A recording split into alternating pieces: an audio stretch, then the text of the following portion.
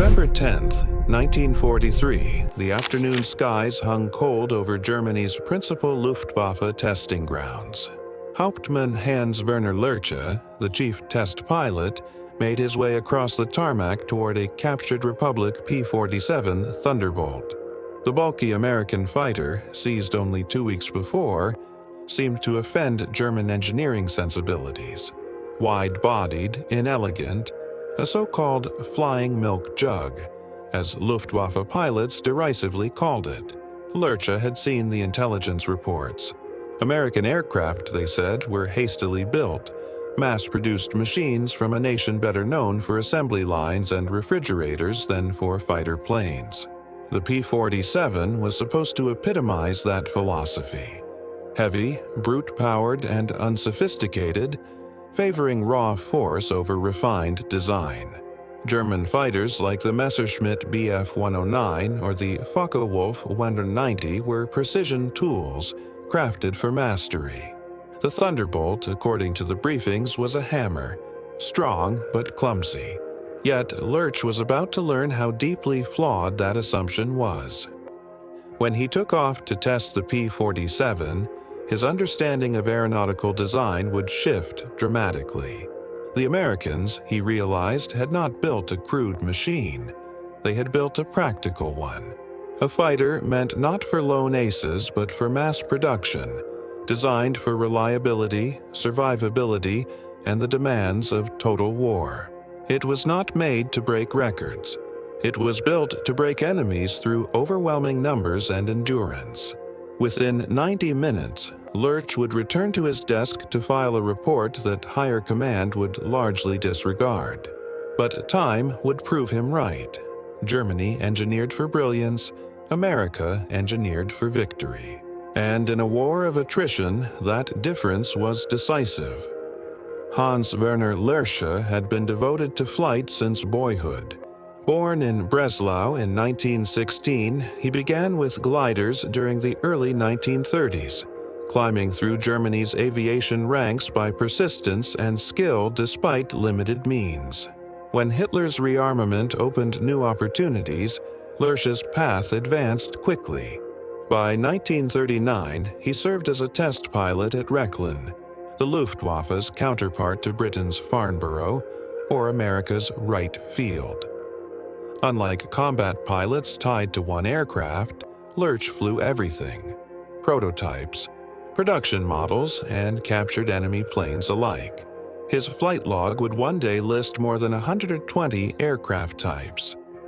Trained as an aeronautical engineer, Lurch was known for uncompromising honesty in his evaluations. When a design was flawed, he said so. When an enemy plane surpassed expectations, he documented it. Such frankness angered some Nazi officials who preferred propaganda to truth, but his expertise was too valuable to ignore. When Hans Werner Lurch judged an aircraft, his opinion carried weight, even when it stung. The captured Thunderbolt itself had an extraordinary backstory. Its pilot, Lieutenant William Roach of the 358th Fighter Squadron, 355th Fighter Group, had become disoriented in foul weather during an escort mission on November 7, 1943. The flight ran desperately short on fuel. The leader crash-landed on a beach, another bailed into the North Sea, and only one made it safely home. Roach spotted what he believed to be an English airfield, landed smoothly, and followed a ground vehicle to a parking spot. When he shut down the engine, reality struck. He was not in England, but at a Luftwaffe base in France. German troops approached with weapons ready. Roach, unhurt, was now a prisoner of war. The captured P-47, nicknamed Beetle, was now under German control. The Luftwaffe wasted no time. Allied fighters roamed the skies, hunting any valuable target. To protect their prize, the aircraft was flown inland to Rechlin before British or American planes could destroy it. There it waited for evaluation, freshly repainted in Luftwaffe camouflage and bearing the code T9+FK, the insignia of the renowned Circus Rosarius test unit. Lurch overheard the usual sneers from fellow pilots. The P-47 was a joke. Too big, too heavy, too typically American. To them, it embodied everything wrong with American design. Crude, inelegant, relying on raw engine power instead of aerodynamic refinement. But Lurch had learned long ago to distrust first impressions. He had flown enough captured Allied planes to know that British and American engineers were anything but incompetent. If they had built it this way, there was purpose behind every decision. His mission was to uncover that purpose. As Lurch approached Beetle, he was struck by its immense size. The radial engine dominated the front, the fuselage wrapping around it like a steel drum. The landing gear was thick and sturdy. Every part of the aircraft radiated mass and strength. In comparison, German fighters were sleek and elegant, built for nimble maneuvers and precise control. This machine looked as though it had been designed by shipwrights rather than aircraft engineers. Yet as Lurch began his walk-around, his skepticism began to fade. The construction quality was exceptional. Neat welds, tight panel fits, and high-grade materials throughout. This wasn't sloppy production. It was refined industrial efficiency. There was a difference. The Thunderbolt had been assembled to exact tolerances, the kind that Germany's war-torn factories could no longer guarantee. Climbing into the cockpit, Lurch immediately understood why some Luftwaffe pilots ridiculed it. Compared to the snug confines of a Bf-109, the P-47's cockpit felt cavernous. A German pilot used to a tight, glove-like fit might feel adrift in such space. But as Lurch adjusted the seat and settled in, he realized this was intentional design. In the Bf-109, he constantly had to hunch to avoid striking the canopy. The cramped layout made instrument access difficult and long flights physically draining. German engineering prioritized maximum performance, often at the pilot's expense. The P-47, by contrast, felt built for endurance. The seat was wide and padded, offering comfort even on lengthy missions. There was ample room to move and stretch, and the tall, clear canopy provided excellent visibility. Every control was positioned within easy reach. Then Lurch noticed something curious. The instrument panel was color-coded. Red and green arcs marked safe and unsafe operating ranges, allowing pilots to interpret critical data instantly. It suddenly made sense. American fighter units included men from many nations: Free French, Polish, Czech, and others, some with limited English. Color cues transcended language barriers: green for safe, red for danger. Simple, universal, and ingenious. It wasn't aesthetic brilliance. It was operational intelligence. Where German instruments demanded technical precision and experience, the P-47's design empowered pilots with minimal training to fly effectively.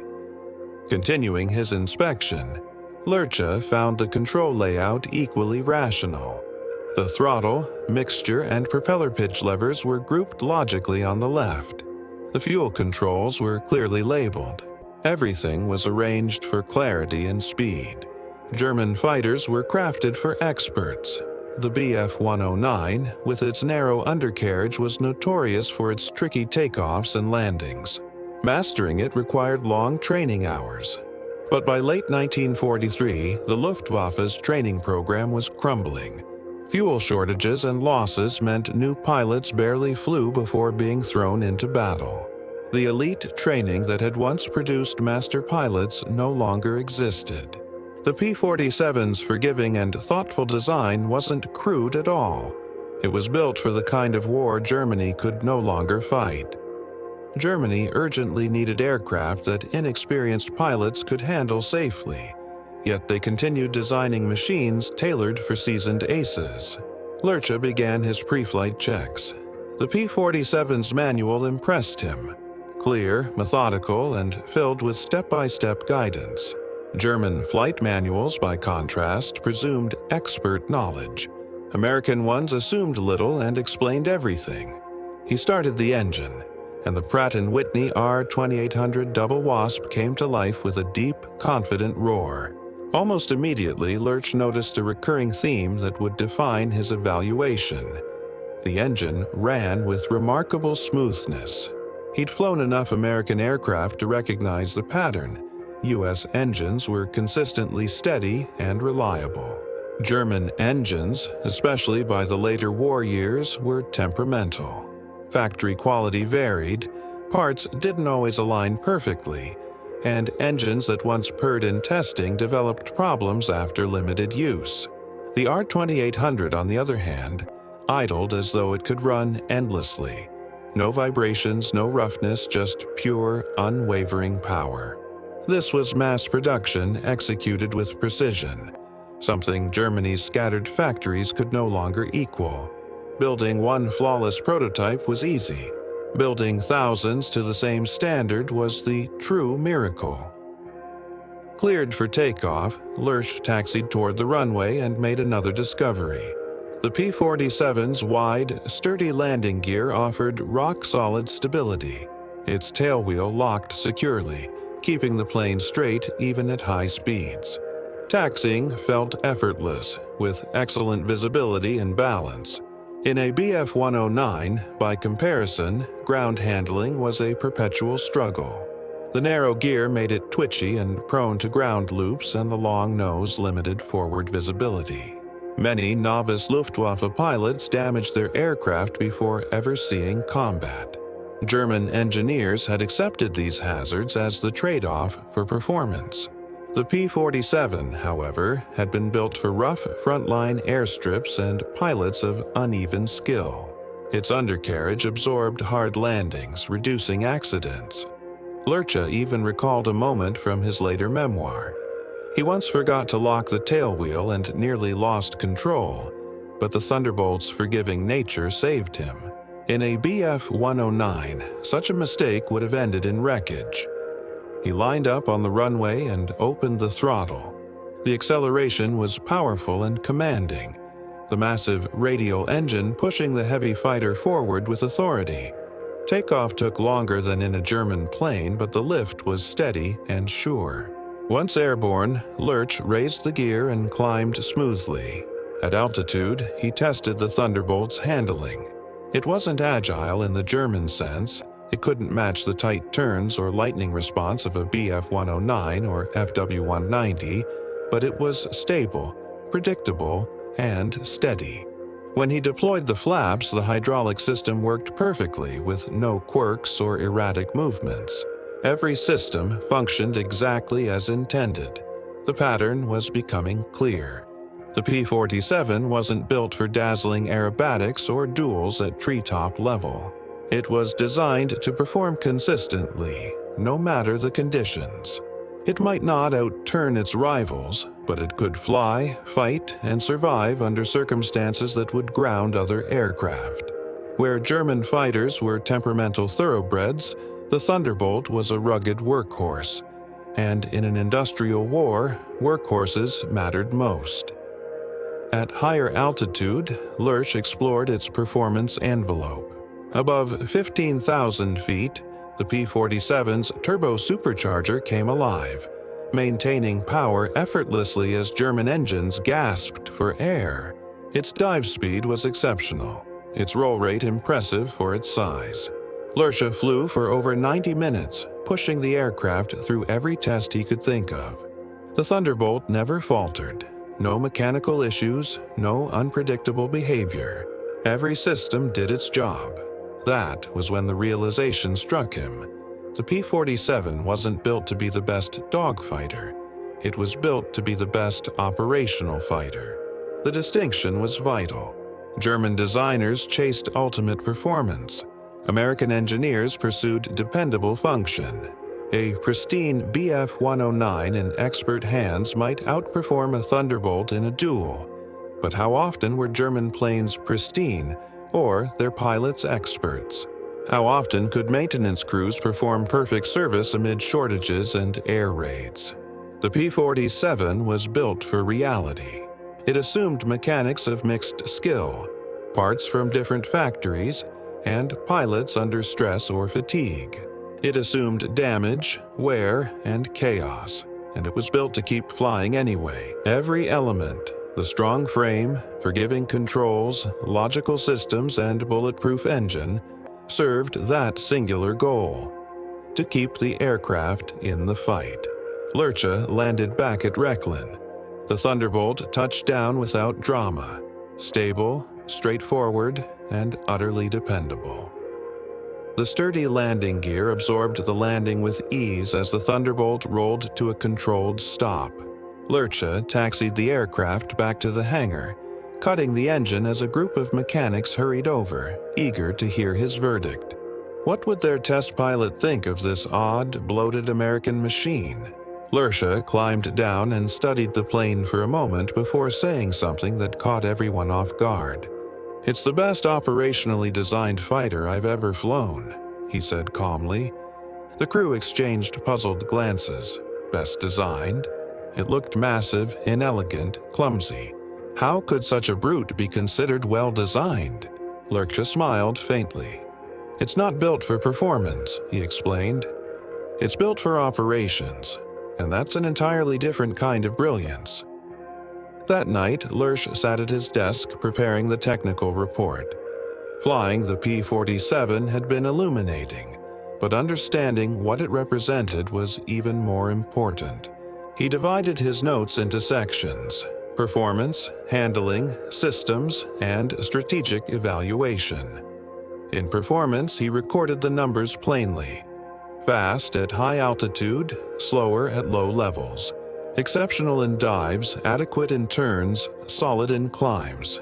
Its high-altitude power was remarkable thanks to the turbo supercharger.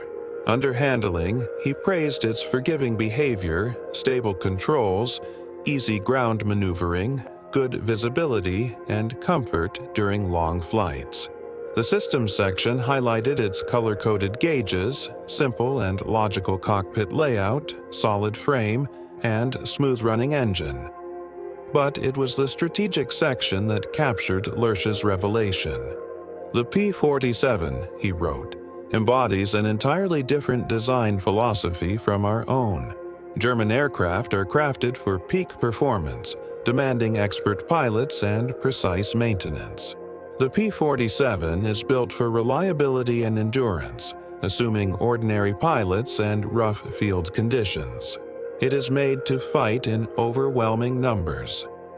He detailed how its forgiving flight traits reduced accidents. Its strength increased survival rates. Its engine required little upkeep. And its intuitive layout shortened training time. "The Americans," he concluded, "have not built the best fighter, but they've built the most practical one. And they can produce it faster than we can hope to compete." He hesitated before drafting his final paragraph. "The P-47 is not crude engineering," he wrote. "It is refined industrial design, optimized for continuous war. Germany builds fighters for individual mastery. America builds them for collective endurance.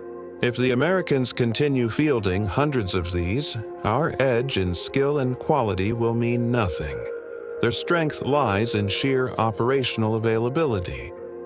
His recommendation was simple but dire. German design must emphasize reliability as much as performance. We cannot survive an attrition war against a force that can always fly tomorrow. Lurch submitted the report. It circulated through the chain of command, was discussed, and quietly shelved. The verdict, pessimistic. The P-47 was dismissed as another clumsy American machine. Yet months later, Lurch's warnings proved prophetic. By early 1944, waves of P-47 Thunderbolts filled the skies above Germany, escorting bombers deep into the Reich. The Luftwaffe fought hard, downing some, but each day more appeared. Pilots returned exasperated. They crippled Thunderbolts that somehow made it home, then faced fresh replacements the next morning. The supply seemed endless. Meanwhile, German factories suffered under Allied bombing, Materials dwindled, and quality faltered as trained workers vanished. Planes failed in service, engines broke down, systems malfunctioned. On paper, the Luftwaffe still looked formidable, but in the air, fewer and fewer aircraft ever made it off the ground. American units stayed operationally ready in large part because their aircraft were built for it. Lurch continued his work at Reclan, flying more captured planes and compiling further reports. He flew a captured P-51 Mustang, impressed by its range and performance, as well as Spitfires, Hurricanes, and Soviet fighters. Each evaluation led to the same conclusion. Allied aircraft emphasized operational reliability. The P-47 Beetle Lura had flown was later assigned to Zircus Rosario, a Luftwaffe demonstration unit traveling to frontline bases with captured Allied planes, showing German pilots what they faced and how to engage it. Ironically, this gave German pilots detailed insight into the P-47's strengths and weaknesses, while their own aircraft were not redesigned to match its operational advantages. By late 1944, the Luftwaffe was in decline, not due to pilot skill or bravery, but because the industrial base could no longer sustain operations. Planes sat idle for lack of fuel. New pilots got minimal training because flights weren't possible. Spare parts were scarce. The advantages Lurch noted, operational sustainability, were absent. Verner Lurch survived the war, his skill and cautious flying preventing any crashes or serious damage across more than 120 aircraft types, many captured and flown without manuals. After Germany surrendered, Allied intelligence officers interrogated him, fascinated by his experience. They found his reports in German archives and asked for his assessments. He explained that American planes were superior not in raw performance, but in operational design. An American officer remarked, "That's an unusual assessment." Lurch nodded. It was the most important assessment. Your pilots weren't necessarily better than ours. Your aircraft weren't necessarily faster or more maneuverable. But you could keep more planes flying consistently, train more pilots, and sustain operations we could not. Was this evident in the P-47? Immediately. Every design decision reflected a philosophy focused on sustained operations rather than dogfight supremacy. Comfortable cockpits allowed 8-hour missions, forgiving handling reduced accidents, reliable engines minimized downtime, and robust construction brought battle-damaged aircraft home. Did German leadership grasp this? Lurch laughed bitterly. His report had been dismissed. He was said to be demoralized and biased. German engineering was officially considered superior, American crude. If Germany had adopted American design principles, would it have mattered? By 1943, likely not. The industrial base couldn't match American or Soviet output.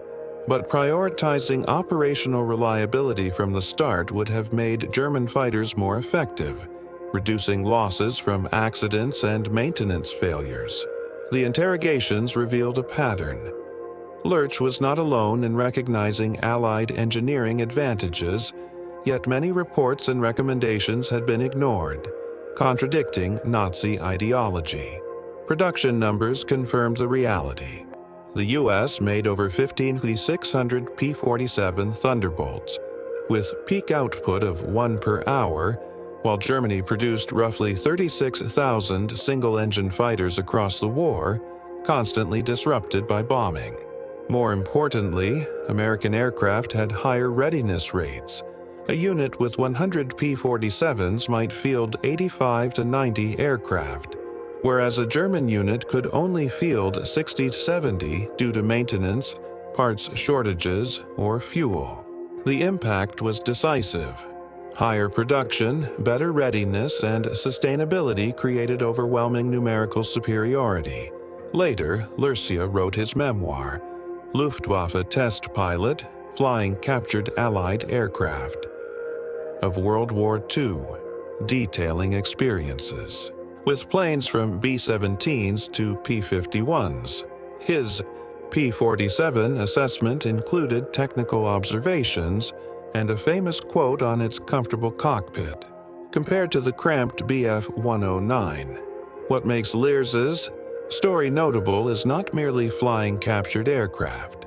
Many did that, but understanding the design philosophy behind them, revealing a fundamentally different approach to warfare represented by the P-47 Beetle he flew in November 1943. Germany entered World War II with the mindset of World War I, believing that individual skill and cutting-edge technology could decide battles.